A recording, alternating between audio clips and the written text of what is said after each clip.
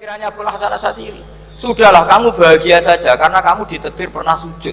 Itu satu anugerah Allah yang luar biasa. Kamu nggak perlu terganggu, diterima apa nggak diterima. Karena kalau kamu terganggu itu nanti lama-lama mengatakan apa gunanya sujud kalau tidak diterima. Dan itu setan menang kalau.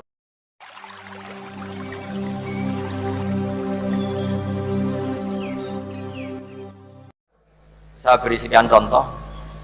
Ini saya bawa kitab hikam yang diterjemah oleh Mbah Soleh Darat.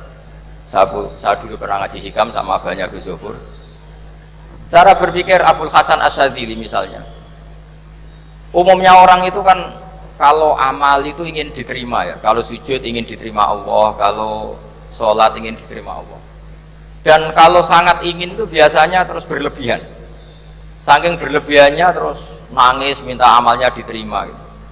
Tapi efek negatifnya gini, jangan-jangan nggak diterima, lalu kalau nggak diterima gunanya apa?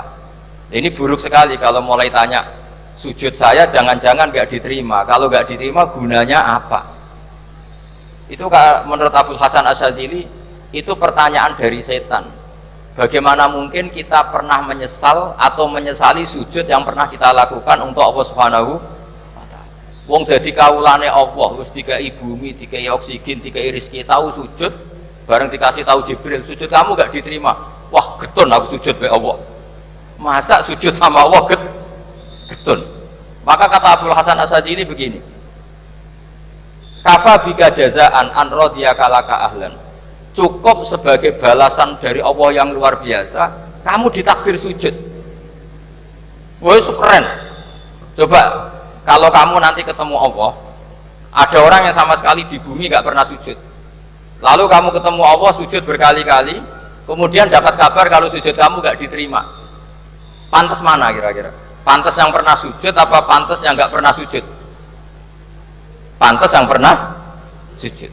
Jika pikirannya Abul Hasan Asyadzili, sudahlah kamu bahagia saja karena kamu ditakdir pernah sujud. Itu satu anugerah Allah yang luar biasa. Kamu nggak perlu terganggu, diterima apa nggak diterima. Karena kalau kamu terganggu itu nanti lama-lama mengatakan apa gunanya sujud kalau tidak diterima. Dan itu setan menang kalau sudah ada pertanyaan apa gunanya sujud. Nah, makanya disebut min syarril waswasil khannas. Kata Abul Hasan Asyadzili, waswas di sini adalah setan ngeridu kamu supaya kamu ngeset semua ibadah kamu, jangan-jangan kamu nggak diterima. Kemudian kamu menyesali semua ibadah yang pernah kamu lakukan. Betapa buruknya kita. Wong ngamal apik kok disesali. Makanya saya ini sebagai kiai itu termasuk kiai yang paling sukses ya. Betul. Karena perasaan saya itu sudah sukses dulu sebelum nyata sukses apa enggak ada penting. Saya sering motivasi santri yang ngapalkan Quran 10 tahun tidak hafal-hafal. Nanti kalau ketemu Allah tetap keren. Pernah ngapalkan kitab saya? Pernah Gusti. Hafal? Tidak. Tapi kan keren, pernah menghafalkan. Daripada sampai ditanya, pernah ngapalkan Quran? Tidak. Kok hafal lagu dangdut? Nah itu posing sama jawabnya. Tapi kalau santri saya, pernah ngapalkan? Pernah Gusti. Di mana di Gus? Hafal? Enggak.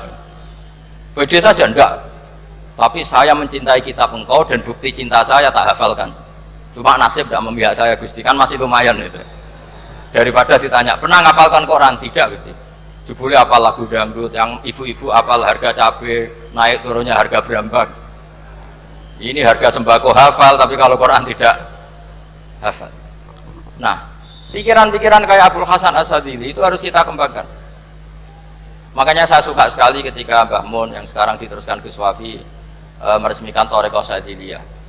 Ya cerminannya kitab hikam itu yang diterjemah Mbah Soleh Darat, karena hikam adalah murid Abul Abbas Al-Mursi, beliau adalah murid Abul Hasan Asyadzili. Jadi gampangannya kalau sampai ingin tahu cara berpikir Abul Hasan Asyadzili itu ngaji hikam, karena hikam itu cucu muridnya Abul Hasan Asyadzili. Dan itu cara berpikir gampang sekali. Misalnya hubungan dengan Allah, ilahi kullama akhrosani lu'mi antokoni karomuka. Ya Allah, ketika saya terbungkam oleh kesalahan-kesalahan saya, sampai saya ini merasa tidak pantas minta, tidak pantas memohon sama engkau karena dosa saya banyak. Tapi kata beliau antokoni karomuka, tapi saya berani melafadzkan doa itu berdasar rahmat kamu tidak terbatas. Dan itu indah sekali kata-katanya. Ilahi kullama akhrosani lu'mi antokoni karomuka. Jadi kullama akhrosa sekirane bungkam disosoni ingsun apa lu'mi sifat elek ingsun antoko mongko dadekno iso ngucap niki ingsun apa karomuka sifat lomane dunia. Dan itu dipraktekkan semua ulama. Ya nafsula taknati min zallatin azumatin al-kaba'ira fil kufrani kallamami. Jadi yang seperti yang dikatakan tadi Gus Ubaidillah tadi, ya sudah, kadang ada baron saya, ada Busiri, saya tidak tahu karena bacanya innal kaba'ira fil kufrani kallamami la'alla rahmata rabbihina yaqsimuha ta'ti ala hasabil isyani fil kisami. Itu ada orang terlalu fanatik kebaikan datang ke Abdul Hasan Asyadzali gerutu karena dunia ini sudah kacau balau, banyak maksiat, banyak macam-macam. Apa jawabnya Abdul Hasan Asyadzali? Man ahabba alla yusawahu fi ardi faqad ahabba alla tadhharu maghfiratu. Jadi malah dibalik. Kalau kamu ingin dunia ini steril, nggak ada apa-apa, berarti kamu tidak suka akan kelihatan maghfirahnya Allah. Jadi sanad-sanad seperti ini harus kita jaga. Meskipun tidak kita manfaatkan untuk kepentingan hadzun nafsi, tapi kita harus kita jaga.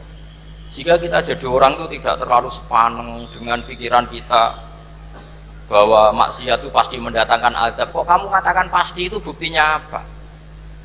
Maksiat itu salah, kalau salah harus istighfar. Maksiat itu salah, tapi Allah bisa saja mentobati yang maksiat kemudian jadi orang baik, karena Allah tetap bersifat yaghfiru liman yasha wa yu'adzibu may yasha. Kok kamu katakan pasti-pasti, itu sanadnya dari mana? Jadi ini pentingnya sanad ya. Jadi kita harus terus menjaga sanad ini supaya cara berpikir agama sesuai garis yang pernah ditulis oleh para ulama yang semua itu musalsal ila Rasulillah Shallallahu Alaihi Wasallam. Terus ini mumpung ini di depan Gus Zofur, juga ini pernah tak baca di depan putra-putra beliau, di depan anak-anak. Ini nanti saya hadiahkan ke PWNU Jawa Tengah.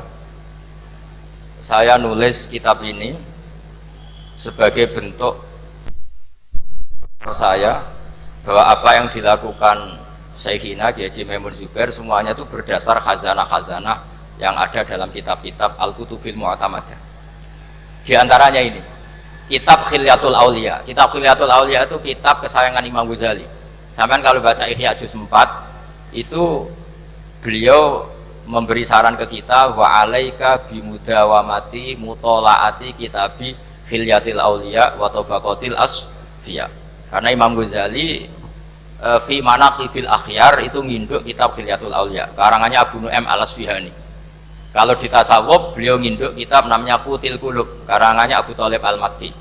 Kalau di fikih tentu beliau nginduk gurunya sendiri Imamul Haramain, yaitu Nihayatul Matlab fi Dirayatil Madhab. Ini saya beri contoh kenapa Mbah Mun, Kiai Ubaidillah, semua tokoh-tokoh NU cara perilaku itu santai, rileks tapi terarah. Ini saya beri contoh, ini riwayat dari Sufyan bin Uyainah termasuk gurunya Imam Syafi'i. Ini halaman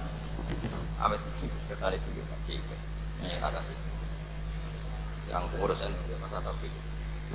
halaman 24. Ya, ini di halaman 24 saya terangkan An Sufyan bin Uyainah kana Isa wa Yahya alaihi wassalam ya'tiyanil qaryata fayas'alu Isa an syirari ahliha wa yas'alu Yahya an khiyari ahliha. Faqala lahu Yahya lima tanzilu ala syirarin nas qala innama ana tabibun udawil mardo. Ini di juz 7 halaman 323. Jadi mulai dulu ulama itu ada yang fokus ngelola orang-orang soleh, tapi ada juga yang mendokteri orang-orang yang macam-macam. Nabi Isa itu kalau di satu daerah tanya, di sini yang orang nakal-nakal di mana? Oh di situ. Terus beliau ke situ. Ditanya Nabi Yahya, kenapa ke situ? Saya ini nabi, nabi itu biman zilatit tabib. Saya ini ibarat dokter. Tentu dokter itu yang menyembuhkan orang-orang yang sakit. Sehingga kiai-kiai kita tuh ya kancanan orang soleh ya mau, bina orang fasik ya mau. Lah yang nggak boleh itu yang potensi katut fasik, itu nggak boleh. Jadi apa ya, supaya kita itu melihat sesuatu itu tidak suudon, kiai kok berteman orang fasik. Saya berkali-kali bilang berteman orang fasik itu haram. Tapi kalau dibalik pertanyaannya, membina orang fasik hukumnya gimana? Baik, bisa membina kalau berteman. Ya sudah dibolak-balik gitu. Tapi kalau dibalik, berteman orang fasik menjadi fasik, ya jangan berteman kalau buatnya masih seperti itu. Ya terus saya teruskan ya.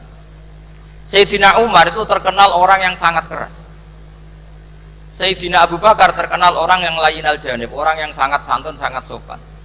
Tapi anehnya ketika Abu Bakar mau wafat, itu khilafah atau khalifah itu diwasiatkan supaya yang mimpin itu Umar. Padahal orangnya sangat keras. Tapi yang jarang diketahui publik adalah ngiranya Umar keras itu wataknya. Ternyata enggak. Di sini diterangkan Umar wataknya itu sebetulnya bisa memilih keras atau halus. Ini saya baca ya di halaman 25. Beliau ditanya oleh Abdurrahman bin Auf. Terus beliau menjawab, ya Abdurrahman, wallahi laqad lintu linnasi hatta khasyitu wa fil lain. Tsumma staddattu alaihim hatta khasyitu wa fi siddah. Fa ainal makhraj. Terus di sini saya terjemah, saya saat lunak juga takut sebab lunak bisa dianggap pembiaran, tapi saya juga takut Allah saat keras sebab keras jangan-jangan termasuk tanfir, orang lari dari kebenaran.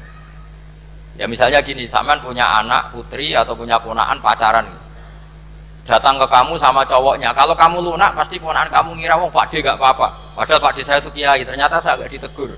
Lunak itu punya akibat dianggap pembiaran terhadap maksiat. Ya. Tapi kalau kamu keras, wah nak nenggonku tak wantemi watu, kan nggak pernah ke kamu, bagaimana bina wong sowan saja gak berani. Artinya efeknya sama, terlalu lunak ya punya efek tidak bisa bina, terlalu keras juga punya efek tidak bisa bina. Maka kata Sayyidina Umar, fawallahi laqad lintu linnas hatta khasyitu wa fil lain. Artinya saat bersikap lunak saya takut Allah karena lunak bisa dianggap pembiaran terhadap maksiat. Tsumma staddattu alaihim hatta khasyitu wa fi siddah. Ketika keras saya juga takut, karena kalau terlalu keras bisa tanfir, bisa orang lari dari kiai, dari orang soleh. Makanya dalam guyonan-guyonan ulama itu ada preman jagongan di orang-orang fasik. Ditanya, kenapa kamu jagongan sama orang fasik? Kenapa tidak jagongan sama orang soleh? Habis orang solehnya marah-marah terus, lah ini ramah. Makanya saya milih yang ramah saja. Gitu. Itu meskipun guyonan, tapi pelajaran bagi kita. Karena ya memang Quran seperti itu, walau kunta fadzan ghalidhal qalbi lan faddu min haulik fa bima rahmatin minallahi linta lahum, terusnya itu. Jadi apa ya?